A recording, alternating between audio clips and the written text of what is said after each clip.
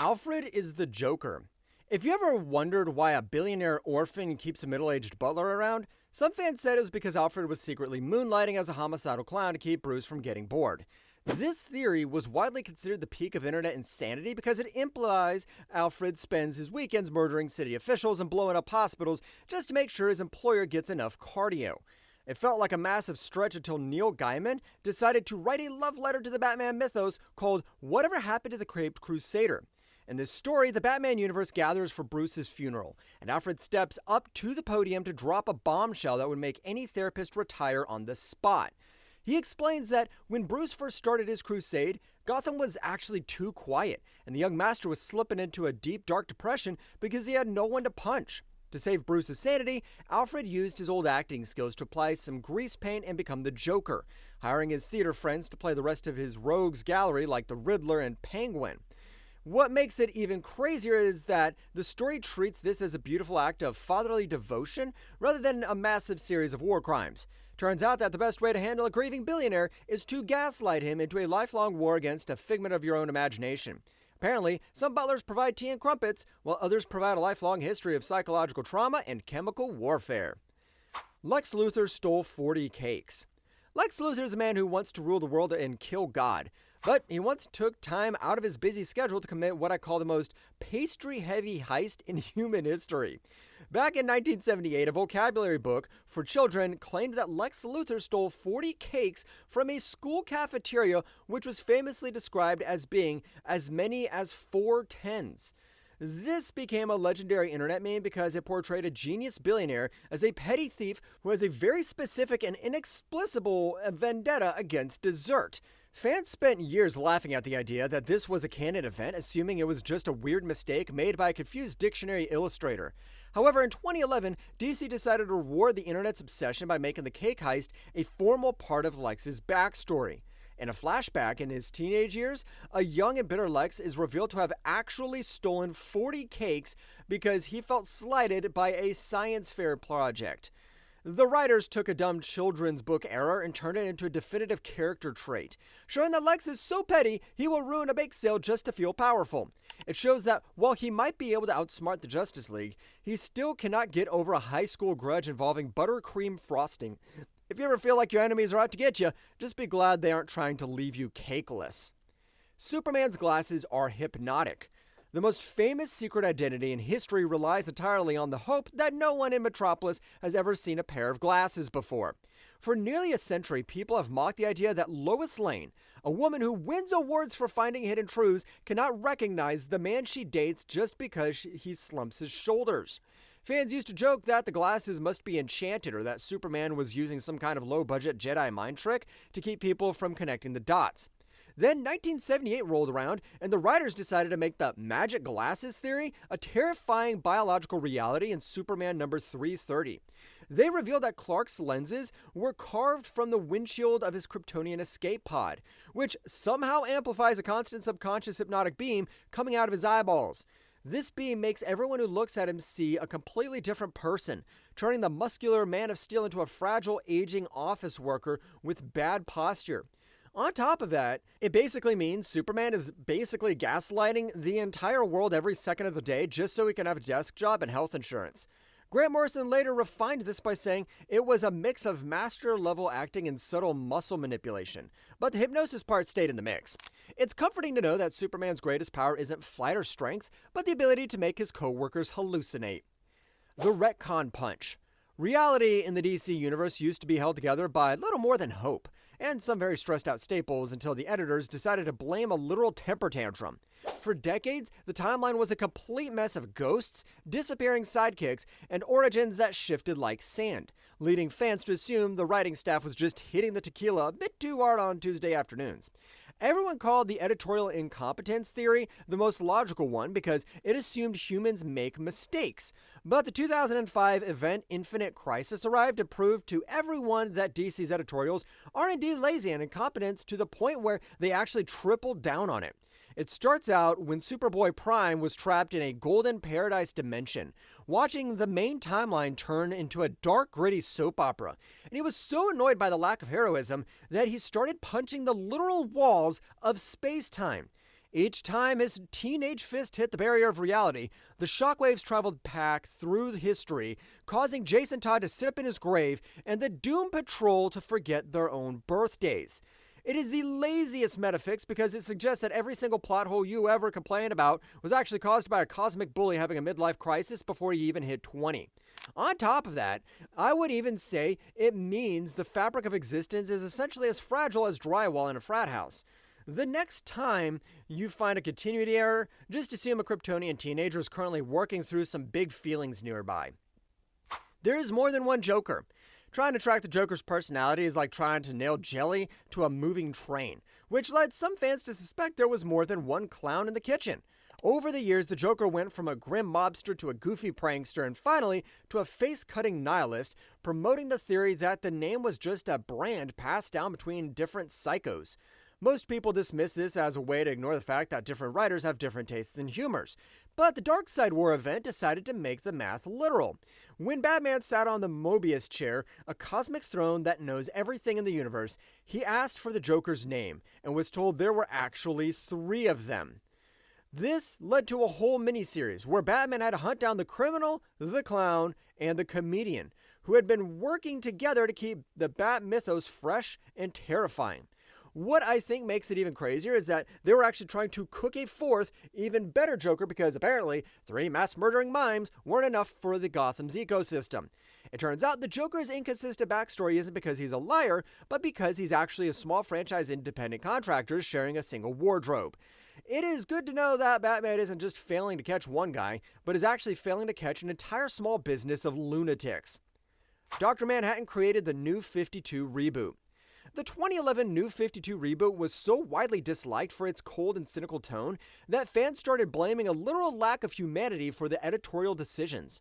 When DC wiped away marriages, erased fan-favorite characters, and made everyone wear excessive amounts of body armor, the joke was that an unfeeling robot must have designed the new universe. Some readers pointed the finger at Dr. Manhattan from the Watchmen series, mostly because he's the poster boy for being blue, naked guy who doesn't understand why people like hugs. What started as a meta complaint about the death of hope in comics turned into the actual plot of the DC Rebirth era. It was revealed that Dr. Manhattan had been hiding in the shadows, literally research into the timeline to steal 10 years of history and love because he wanted to see what would happen to the heroes. He was essentially a cosmic scientist, treating the Justice League like a bunch of ants in a jar, which explains why everyone was so grumpy for a solid 5 years. On top of that, it turned the fans' hatred of the reboot into a canonical plot point where the characters themselves were mad about missing years. But it turns out that when your favorite character gets a divorce, it might not be the writer's fault, but the fault of a godlike nudist from another dimension. Hal Jordan was possessed. Back in the 90s, Hal Jordan went from being a brave space cop to a genocidal maniac who murdered his entire organization, and his fans simply refused to believe he did it on purpose. After Coast City was destroyed, Hal snapped, killed the other Green Lanterns, and tried to rewrite history, which the writers presented as a tragic story of a hero falling from grace. Hal fans were so desperate to save his reputation that they claimed he must have been mind-controlled by a fear bug or a space parasite, a theory that was mocked for being a cheap cop-out. Then Jeff Johns stepped in to save the day by revealing that Parallax wasn't just Hal's new villain name, but a literal yellow space flea that had been living inside the Lantern battery for millions of years. This parasite had jumped into Hal's brain and was driving his body like a stolen car during the entire massacre, meaning Hal was technically innocent of all charges. This retcon was so successful it didn't just fix Hal's character, it created a whole mythology of emotionless entities that now dominates the Green Lantern corner of the universe. It is a classic case of a fan theory being so useful for corporate branding that it became the foundation of a billion-dollar comic book franchise. Now, whenever a Green Lantern does something terrible, they can just blame the nearest glowing insect and call it a day. Batman has a backup personality. During the 50s, Batman went on a lot of weird trips that involved aliens and rainbow-colored costumes, which modern fans usually dismiss as the Cape Crusader having a very bad reaction to some Gotham City smog.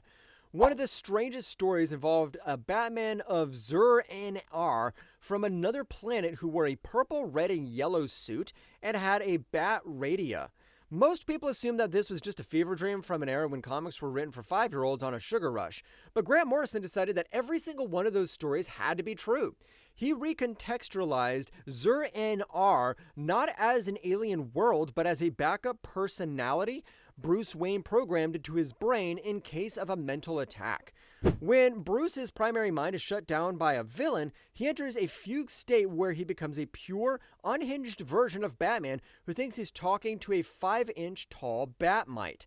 The garnished colors of the suit were explained as the result of a sensory overloaded mind trying to look intimidating while being completely detached from reality. What makes it even crazier is that this dumb Silver Age gag became one of the most intense and psychological stories in Batman's entire history. Turns out that Batman is so prepared for everything that he even has a plan for when he finally loses his marbles. Guy Gardner's personality. Guy Gardner went from the nicest guy in the world to being a total jerk who picks fights with everyone. And the reason is surprisingly simple, and I would probably say medically concerning. In his early appearances, Guy was a polite gym teacher who was the backup choice for the Green Lantern ring, but later he became the loudmouthed, obnoxious bully everyone loves to hate. Fans assumed he just went crazy and forgot how to act, and the comics actually leaned into the idea, adding a little detail that he had suffered a massive amount of head trauma. Between being hit by a bus and spending time in the Phantom Zone, Guy's brain was essentially scrambled like a breakfast special. On top of that, a famous scene involved Batman punching Guy so hard that his personality actually reset to the nice version for a few issues until he bumped his head again.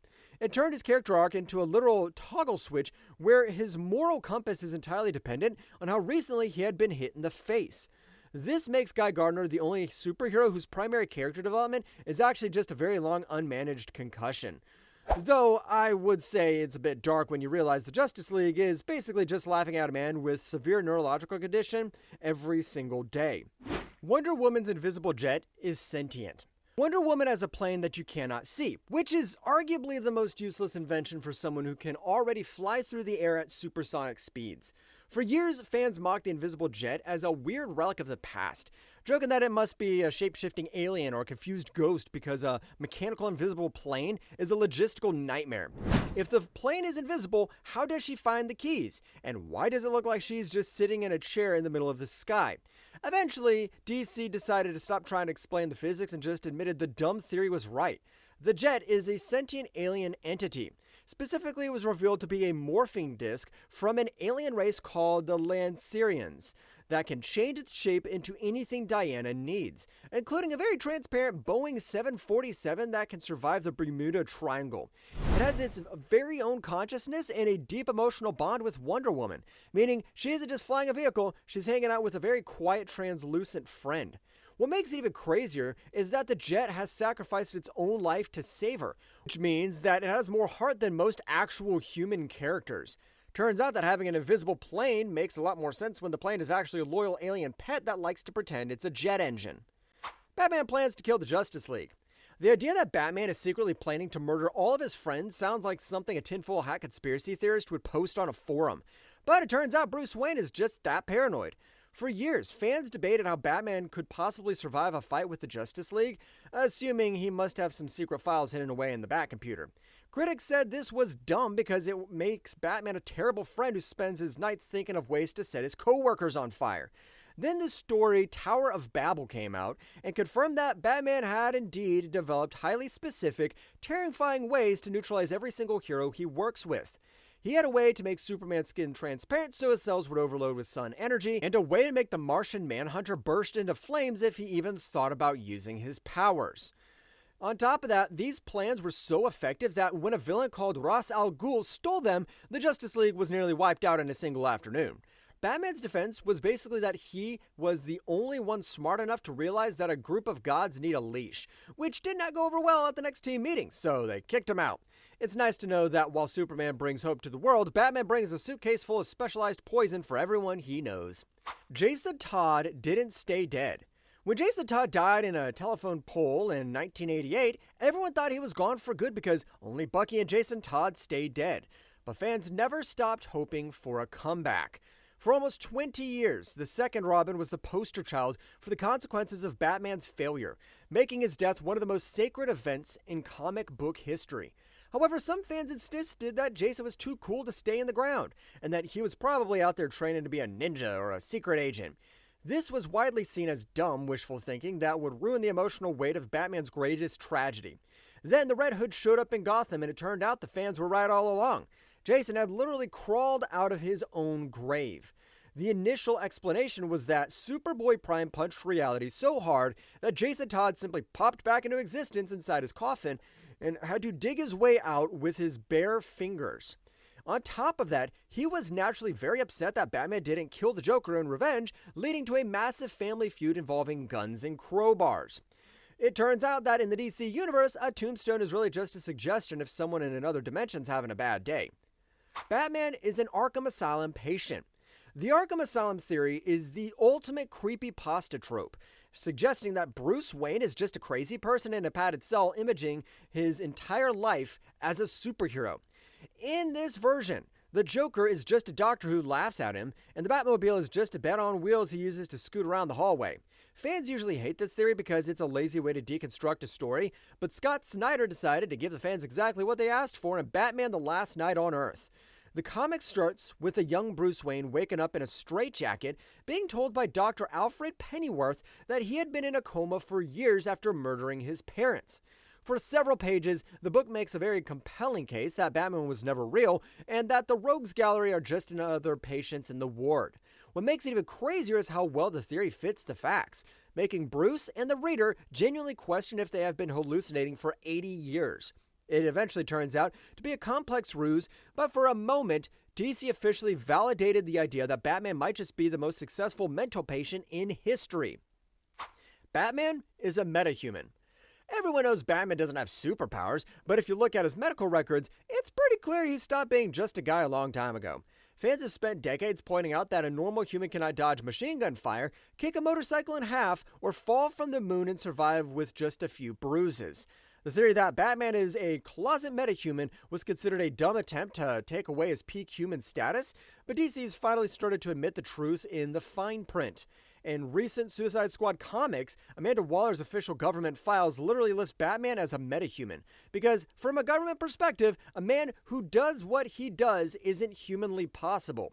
On top of that, the Dark Knight's Metal event revealed that Bruce had been exposed to so many mystical chemicals and regenerative metals that his body has basically been upgraded to version 2.0.